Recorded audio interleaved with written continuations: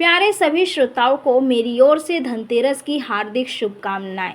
यह शुभ पर्व आपके जीवन में अक्षय संपत्ति, उत्तम स्वास्थ्य और दिव्य आनंद लेकर आए, ऐसी मेरी हार्दिक प्रार्थना है। कार्तिक माह की त्रयोदशी तिथि को मनाया जाने वाला धनतेरस न केवल हमारे घरों में धन धान्य की प्राप्ति का पर्व है, बल्कि यह आरोग्य और सकारात्मक ऊर्जा से भी जुड़ा हुआ है। प्राचीन काल से ही हमारी संस्कृति में धनतेरस का विशेष स्थान है। इस दिन माता बहनों सहित परिवार के सभी सदस्य अपने घर आंगन को दीपों से सजाते हैं और मां लक्ष्मी तथा भगवान धन्वंतरी का पूजन करते हैं। धनतेरस का उपवास और पूजन केवल धन संपदा ही नहीं, जीवन में विजय, स्वास्थ्य और सुख शांति की भी कुंजी है। आज आप सबको नई ऊर्जा व आस्था का संचार करते हुए मैं सुनाने जा रही हूँ धनतेरस की संपूर्ण कथा, जिससे है पौराणिक रहस्य, भगवान धन्वंतरी का प्राकट्य और दीपदान की अलौकिक महिमा। धनतेरस केवल एक त्योहार नहीं है, यह हमारी आध्यात्मिक परंपरा का वह सुनहरा धागा है जो हमें हमारे पूर्वजों की गहरी बुद्धि और संस्कारों से जोड़ता है। यह पर्व हमें सिखाता है कि सच्चा धन केवल रुपए पैसों में नहीं, बल्कि अच्छे स्वास्थ्य, पारिवारिक सुख और मानसिक शांति में है। बहुत समय पहले की बात है, जब सृष्टि की रचना हो चुकी थी।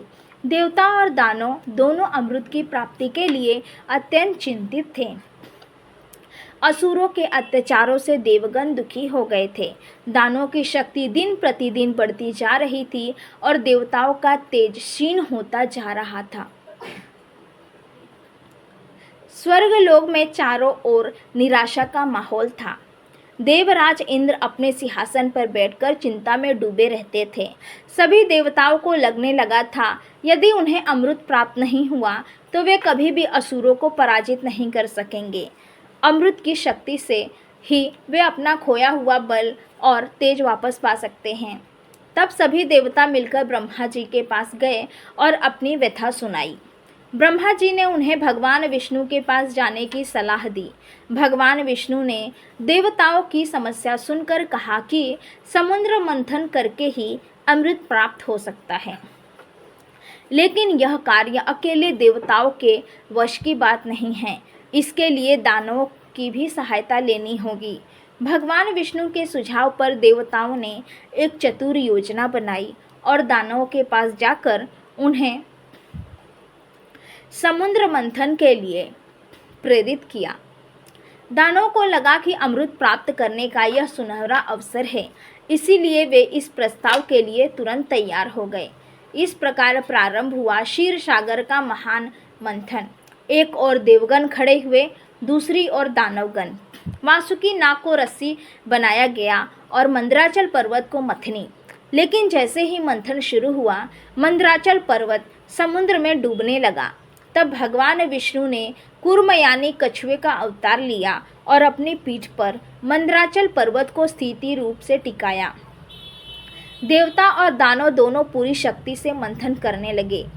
पहले तो समुद्र से भयानक विष निकला, जिसे भगवान शिव ने पी लिया था। फिर धीरे धीरे समुद्र से अनेक अद्भुत रत्न निकलने लगे। पहले निकली कामधेनु गाय, जो सभी इच्छाओं को पूरा करने वाली थी। फिर निकला उच्चैश्रवा घोड़ा, जो अत्यंत तेज और सुंदर था। इसके बाद निकले ऐरावत हाथी, जो देवराज इंद्र का वाहन बना। फिर निकली कल्पतरु, पारिजात वृक्ष और अनेक मूल्यवान मणि माणिक्य। रंभा जैसी सुंदर अप्सराएं भी समुद्र से निकली, जिन्होंने अपने नृत्य से सभी को मोहित कर दिया। जब मंथन चलता रहा तो अचानक समुद्र से एक अद्भुत सुंदर देवी प्रकट हुई, जिनका तेज सूर्य के समान चमक रहा था। वे थी माता लक्ष्मी, धन और समृद्धि की देवी। उन्होंने अपने हाथों में कमल के फूल लिए हुए थी और उनके चारों ओर सुगंध फैली हुई थी। सभी देवता और दानव माँ लक्ष्मी के सौंदर्य को देखकर मंत्रमुग्ध हो गए। लेकिन माँ लक्ष्मी ने भगवान विष्णु को अपने पति के रूप में चुना और उनकी छाती पर निवास करने लगी। इसके बाद मंथन और भी तेजी से चलता रहा। देवता और दानव दोनों अमृत की प्रतीक्षा में बेचैन हो रहे थे। तभी समुद्र में एक अलौकिक प्रकाश दिखाई दिया और उस प्रकाश से एक दिव्य पुरुष प्रकट हुए। उनके एक हाथ में चमकता हुआ अमृत कलश था और दूसरे हाथ में विभिन्न प्रकार की दिव्य औषधियाँ थीं। उनका मुखमंडल अत्यंत सुंदर और शांत था। उनके नेत्रों में करुणा थी और उनके चेहरे पर दयालुता की मुस्कान थी। वे थे भगवान धन्वंतरी, जो भगवान विष्णु के अवतार थे। भगवान धन्वंतरी के प्रकट होते ही पूरा वातावरण पवित्रता से भर गया। उनकी उपस्थिति मात्र से ही सभी के मन में शांति और आनंद की लहर दौड़ गई। उनकी प्रत्येक उंगली में चमत्कारी औषधि थी जो किसी भी रोग को ठीक कर सकती थी। उनके चेहरे पर अपूर्व तेज और स्नेह की मुस्कान थी। सभी देव दानव धन्वंतरी भगवान के चरणों में श्रद्धाव से झुक गए।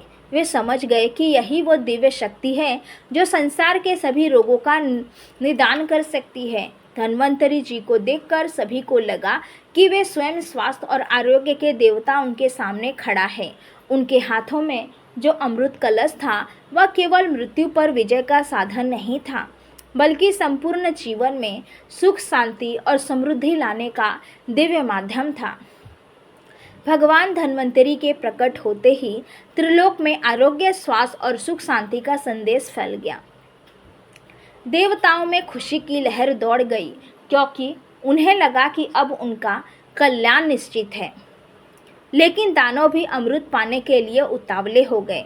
जैसे ही धन्वंतरी जी अमृत कलश लेकर प्रकट हुए, देवता और दानव दोनों उसे पाने के लिए आगे बढ़े। एक भयंकर संघर्ष शुरू हो गया। दानव अपनी शक्ति से अमृत कलश छीनने की कोशिश करने लगे, परंतु भगवान विष्णु ने तुरंत मोहिनी रूप धारण किया। मोहिनी के अत्यंत सुंदर रूप को देखकर दानव मोहित हो गए और उन्होंने अमृत के बंटवारे की जिम्मेदारी मोहिनी को सौंप दी। मोहिनी ने चतुराई से पहले देवताओं को अमृत पिलाया और जब तक दानव की समझ में आया तब तक देवताओं ने अमृत पान कर लिया था। इस प्रकार भगवान विष्णु की कृपा से अमृत देवताओं को प्राप्त हुआ और देव दानव युद्ध में देवताओं की विजय हुई। इसी दिन कार्तिक कृष्ण पक्ष की त्रयोदशी को भगवान धन्वंतरी के प्राकट्य के कारण यह तिथि धनतेरस के रूप में प्रसिद्ध हुई। धन का अर्थ यहाँ केवल संपत्ति नहीं है, बल्कि समग्र कल्याण है। धन्वंतरी जी ने संसार को दिया है आयुर्वेद का अमूल्य खजाना। उन्होंने बताया कि प्रकृति में ही सभी रोगों का इलाज छिपा हुआ है। जड़ी बूटियां, पेड़ पौधों और प्राकृतिक तत्वों से कैसे स्वास्थ्य को बनाए रखा जा सकता है, यह ज्ञान उन्होंने मानवता को दिया। कहते हैं, जिस घर में इस दिन श्रद्धापूर्वक दीप जलाए जाते हैं और भगवान धन्वंतरी की पूजा की जाती है, वहाँ दरिद्रता, बीमारी और दुख कभी ठहर नहीं पाते। परम कृपा के सागर धन्वंतरी जी ने सृष्टि का कल्याण करने के लिए अपनी अमूल्य औषधियों और चिकित्सा विज्ञान से संसार को स्वस्थ और खुशहाल बनाने का मार्ग दिखाया।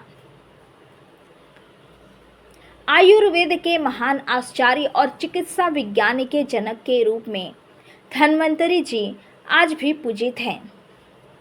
आधुनिक युग में भी डॉक्टर और वैद्य उन्हें अपना आदर्श मानते हैं।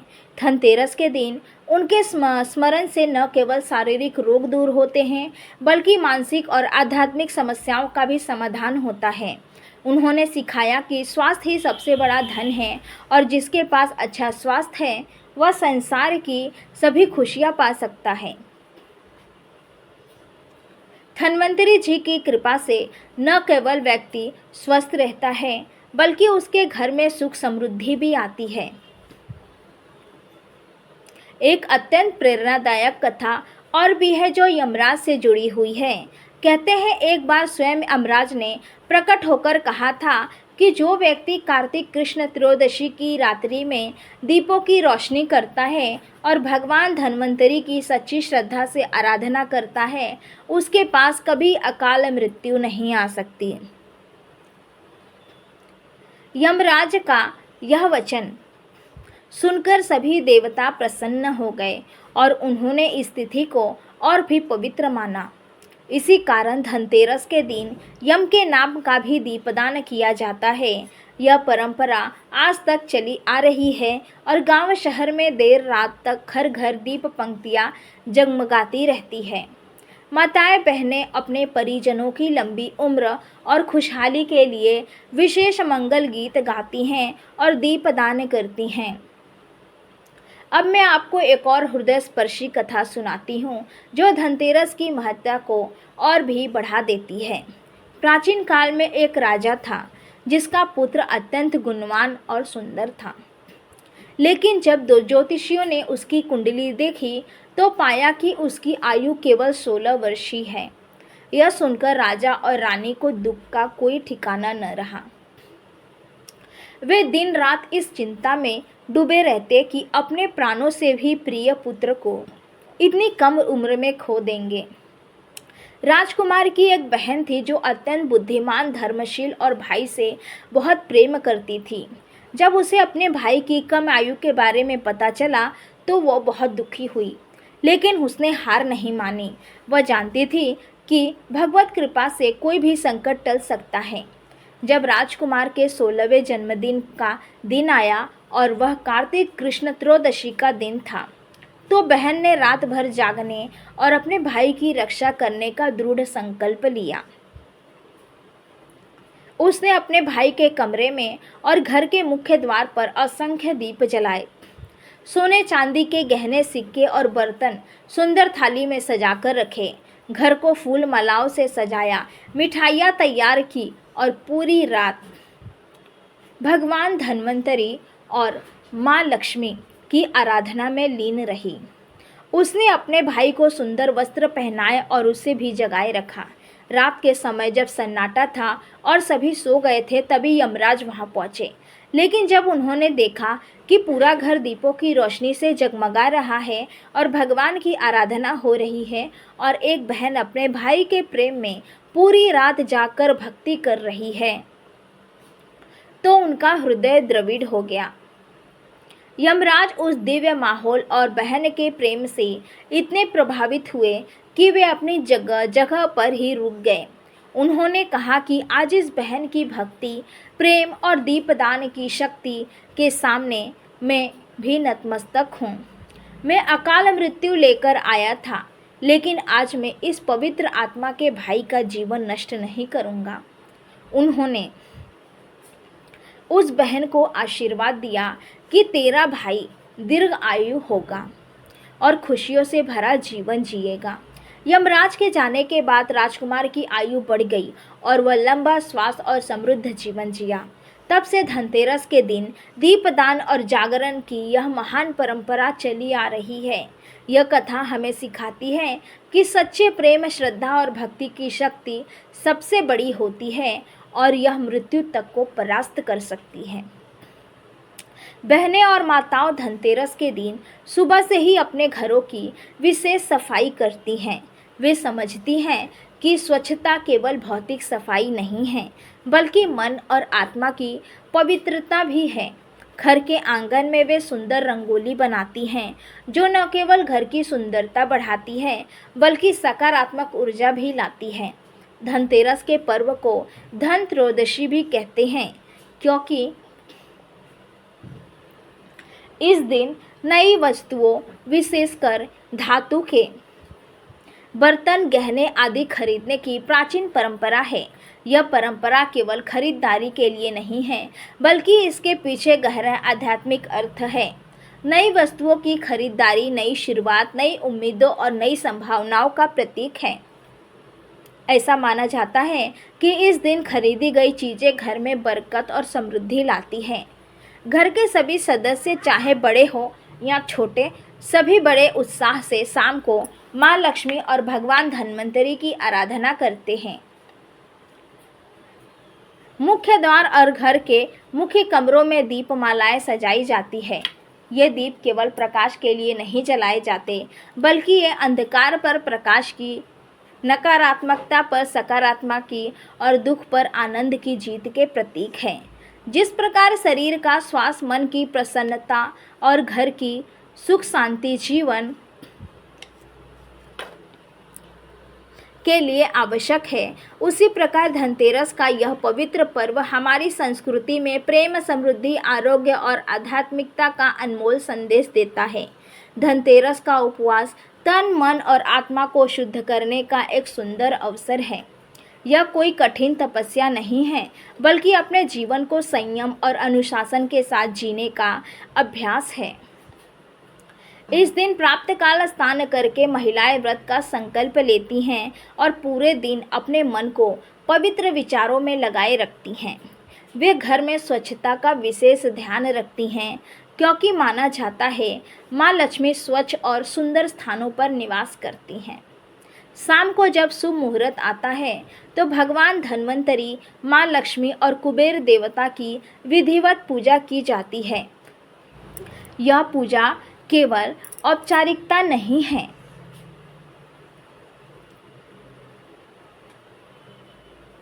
बल्कि इसमें परिवार की खुशहाली, स्वास्थ्य और समृद्धि की सच्ची कामना होती है। पूजा की तैयारी में सबसे पहले एक सुंदर चौकी या मेज पर लाल रंग का कपड़ा बिछाया जाता है। लाल रंग शुभता, शक्ति और समृद्धि का प्रतीक है। उस पर भगवान धन्वंतरी, माँ लक्ष्मी और कुबेर देवता के चित्र या मूर्तियाँ स्थापित की जाती है। फिर अपनी सामर्थ्य के अनुसार सोने चांदी के आभूषण, नए बर्तन, सिक्के आदि का पूजा स्थल पर रखा जाता है। मुख्य द्वार और तिजोरी के पास विशेष रूप से दीप जलाए जाते हैं, क्योंकि माना जाता है कि ये स्थान धन के प्रवेश और संरक्षण के केंद्र हैं। पूजा में अक्षत, रोली, हल्दी, चंदन, फूल, फल, मिठाई और विशेष रूप से औषधीय पौधे जैसे तुलसी का विशेष महत्व है। भगवान धन्वंतरी का पूजन करते समय सबसे पहले उन्हें जल अर्पित किया जाता है, फिर अक्षत, रोली और हल्दी चढ़ाई जाती है। उनके सामने औषधीय जड़ी बूटियां, तुलसी के पत्ते और गंगा जल अर्पित किया जाता है, क्योंकि वे आयुर्वेद के देवता हैं। माँ लक्ष्मी की पूजा में कमल के फूल, सुंदर आभूषण, मिठाई और फल चढ़ाए जाते हैं। कुबेर देवता को सिक्के, अनाज और धन संबंधी वस्तुएं अर्पित की जाती हैं। पूजा के दौरान परिवार के सभी सदस्य एक साथ बैठकर मंत्रों का जाप करते हैं और दीप जलाते हैं। यह सामूहिकता परिवार के प्रेम और एकजुटता बढ़ाती है।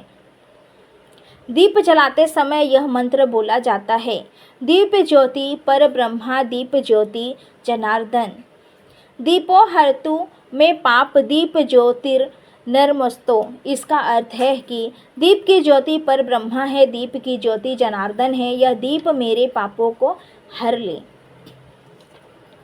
और इस दीप की ज्योति को मेरा नमस्कार है।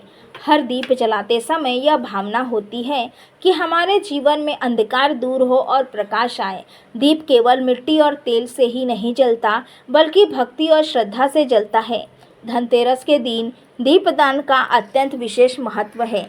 यह दीपदान केवल यम के नाम पर नहीं किया जाता, बल्कि घर के हर कोने में, आंगन में, छत पर, बालकनी में दीप जलाए जाते हैं। यह दीप हमारे जीवन में मंगल, स्वास्थ्य, समृद्धि और खुशहाली के संदेश हैं। माताएं विशेष रूप से दीप की कतारें बनाती हैं और उन्हें रात भर जलता रहने देती हैं। यह विश्वास है कि जिस घर में धनतेरस की रात दीपक जलते रहते हैं, वहाँ माँ लक्ष्मी और भगवान धन्वंतरी का निवास होता है और वह घर हमेशा सुख समृद्धि से भरा रहता है। बुजुर्ग महिलाएं अपने बच्चों और पोते पोतियों को सिखाती हैं कि दीपक का सच्चा प्रकाश हमारे मन में, हमारे आस्था में, हमारी सेवा भावना और प्रेम में निहित है। धनतेरस का व्रत और पूजन करने से जीवन में न केवल भौतिक समृद्धि आती है, बल्कि आध्यात्मिक उन्नति भी होती है। हमारे शास्त्रों में कहा गया है कि जो व्यक्ति सच्ची श्रद्धा और भक्ति के साथ धनतेरस का व्रत रखता है,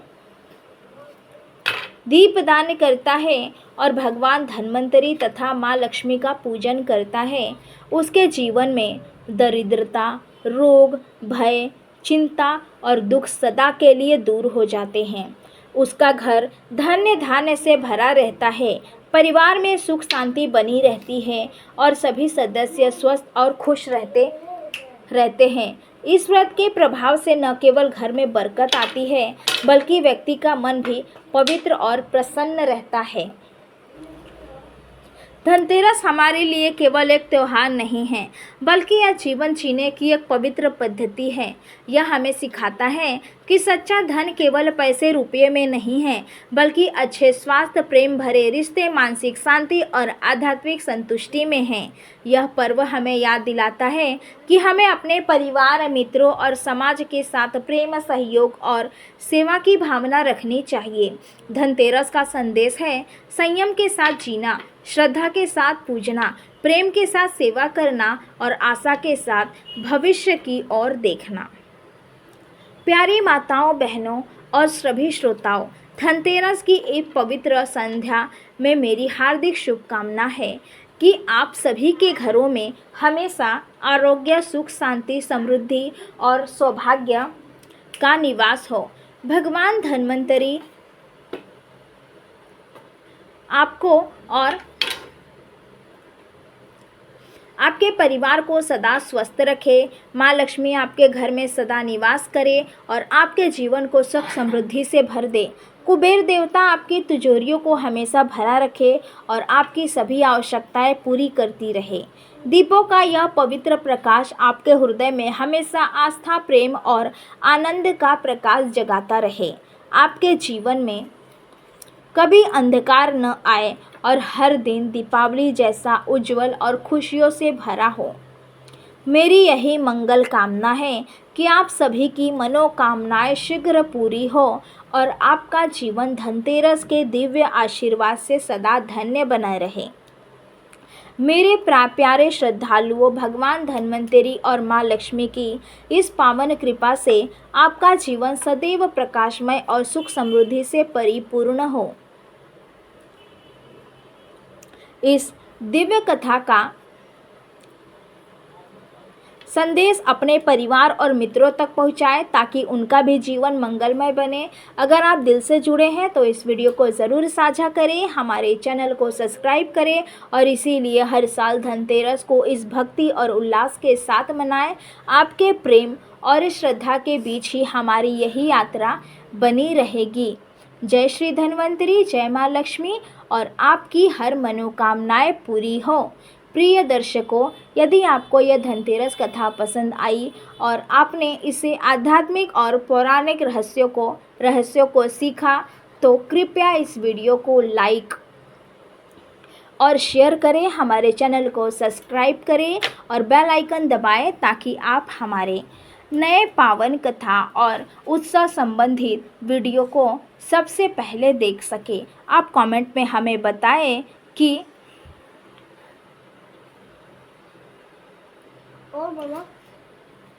इस धनतेरस आप किस देवता की पूजा सबसे पहले करेंगे, भगवान धन्वंतरी, माता लक्ष्मी, कुबेर या यमराज। आपका हर एक लाइक, शेयर और कमेंट हमें प्रेरित करता है और हमारे पावन प्रयासों को आगे बढ़ाता है। धनतेरस की ढेरों शुभकामनाएं। आपका घर हमेशा सुख, समृद्धि और आरोग्य से भरा रहे।